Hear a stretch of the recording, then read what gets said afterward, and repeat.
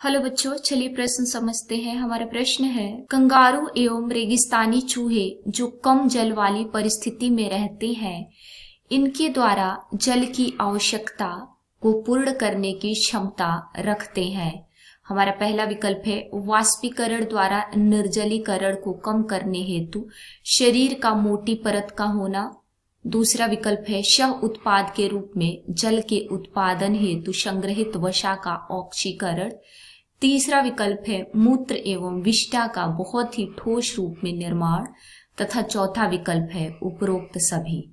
आइए समझते हैं। बच्चों, सबसे पहले हम अपने प्रश्न की मुख्य अवधारणा को समझेंगे। मुख्य अवधारणा हमारे प्रश्न में पूछा गया है कि कंगारू तथा रेगिस्तानी चूहे कम जल की परिस्थिति में रहते हैं, वे अपनी जल की आवश्यकता को किस प्रकार पूर्ण करते हैं। आइए लिखें, रेगिस्तानी जीव यानी कि कंगारू और चूहे अपनी जल की आवश्यकता को किस प्रकार पूर्ण करते हैं, किस प्रकार पूर्ण करते हैं। आइए समझते हैं। आइए लिखते हैं बच्चों, कंगारू तथा चूहे यानी रेगिस्तानी चूहे ये जीव रेगिस्तान में पाए जाते हैं। कहाँ पाए जाते हैं?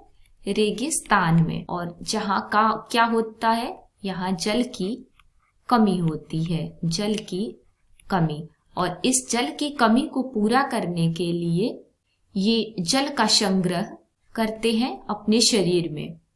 जल का संग्रह अपने शरीर में करते हैं,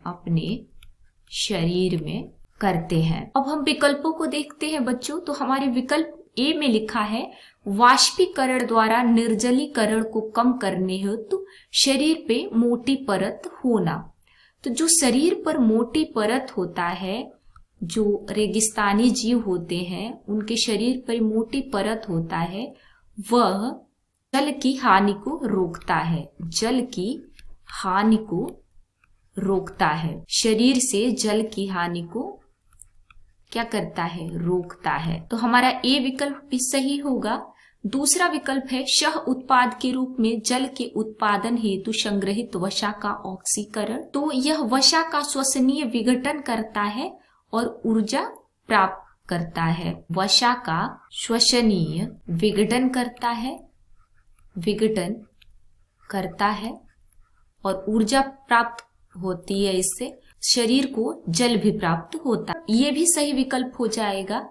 तीसरा विकल्प है मूत्र एवं विष्ठा का बहुत ही ठोस रूप में निर्माण। तो यहाँ जल की कमी होती है, इसलिए ये जीव मूत्र के रूप में जल का त्याग बहुत ही कम मात्रा में करते हैं और इनकी विष्ठा ठोस रूप में होती है। तो ये विकल्प भी हमारा सही हो जाएगा, यानी कि हम डी विकल्प को सही करेंगे, उपरोक्त सभी। उम्मीद है आपको प्रश्न समझ में आ गया होगा। धन्यवाद।